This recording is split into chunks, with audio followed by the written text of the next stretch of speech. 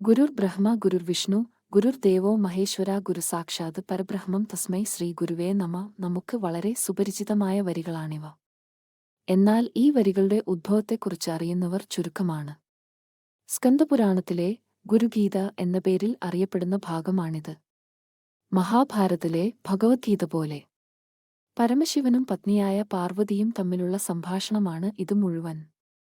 മിക്കപ്പോഴും ധ്യാനസ്വഭാവത്തിൽ കാണപ്പെടുന്ന പരമശിവനോട് പാർവതി ചോദിക്കുന്നു, ലോകം മുഴുവനും അങ്ങയെ പ്രാർത്ഥിച്ചുകൊണ്ടിരിക്കുമ്പോൾ അങ്ങ് ആരെയാണ് ധ്യാനിക്കുന്നത് എന്ന്. ഈ ചോദ്യത്തിന് മറുപടിയായി പരമശിവൻ നൽകുന്ന മറുപടിയാണ് മുകളിൽ പറഞ്ഞ വരികൾ. പരമശിവൻ പറയുന്നു, ഞാനും ബ്രഹ്മാവും വിഷ്ണുവുമെല്ലാം ഗുരുവാണ്. എന്നാൽ ഞങ്ങൾക്കെല്ലാം ഒരു ഗുരുവുണ്ട്. അത് സാക്ഷാൽ പരബ്രഹ്മമാണ്. ആ പരബ്രഹ്മമായി നിൽക്കുന്ന ഗുരുവിനെയാണ് ഞാൻ പ്രാർത്ഥിക്കുന്നത്.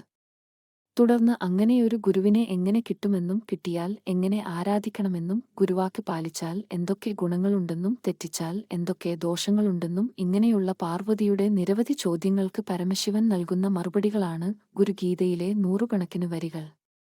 ഗുരുഗീത നൽകുന്ന സന്ദേശമിതാണ്: പരബ്രഹ്മമെന്ന ആ പ്രപഞ്ചശക്തി ഒന്നേയുള്ളൂ. പിന്നെ നമ്മൾ ഏതൊക്കെ പേരിൽ ദൈവമെന്ന് വിശേഷിപ്പിക്കുന്നുണ്ടോ അവരെല്ലാം മനുഷ്യരൂപത്തിൽ ജീവിച്ചിരുന്ന ഗുരുക്കന്മാരായിരുന്നു. അവരിലൂടെയാണ് നമ്മൾ ദൈവത്തെ അറിഞ്ഞതും അനുഭവിച്ചതും. മാതാപിതാ ഗുരുർ ദൈവം എന്ന വരികൾ പറയുന്നതുപോലെ മാതാവിലൂടെ മാത്രമേ പിതാവിനെ അറിയാൻ കഴിയൂ, ഗുരുവിലൂടെ മാത്രമേ ദൈവത്തെ അറിയാൻ കഴിയൂ.